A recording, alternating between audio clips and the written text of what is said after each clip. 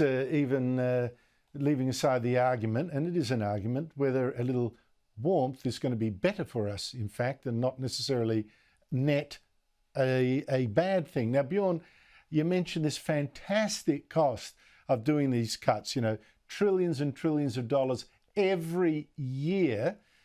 But your book suggests that actually we could save a lot of more lives, many more lives, just by doing very small, much cheaper things. One of the things I was struck by, you mentioned, I thought this, was a disease that we'd conquered. Remember the Brontes being felled by tuberculosis, the whole family almost. But we still have 1.5 million people die every year for this easily preventable disease.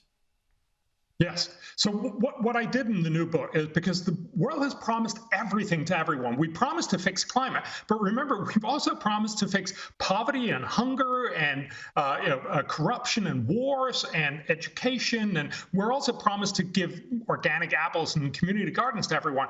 All of these promises called the Sustainable Development Goals. This is something Australia, the US, every other country in the world have signed up to.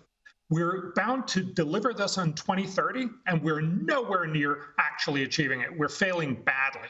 And so what we're trying to do is to say, well, look, if we're not going to manage to do everything, why don't we do the smartest stuff first? And one of the things, as you mentioned, is tuberculosis. It's actually the biggest infectious disease killer. Yes, COVID took away that place in 2020 and 2021, but already last year, tuberculosis killed more people than COVID. Yet most people in the rich world haven't heard about it because we fixed this more than half a century ago for rich people. We need to do this for poor people as well. It's very simple. You need to get more treatment out, and you need to diagnose more people. Now, I'm saying it's very simple, but it will cost about $6 billion a year to fix this. For $6 billion, we can save about 1 million people over the next 50 years. 1 million people a year over the next 50 years. This is just phenomenally good investment. And so what we've done is we've collated these amazing things, these 12 best things to do for the world. And all I'm saying is, whatever else you're doing, shouldn't we do these 12 best things first? They will cost in total $35 billion. And as you just mentioned, we're talking trillions when we talk about climate.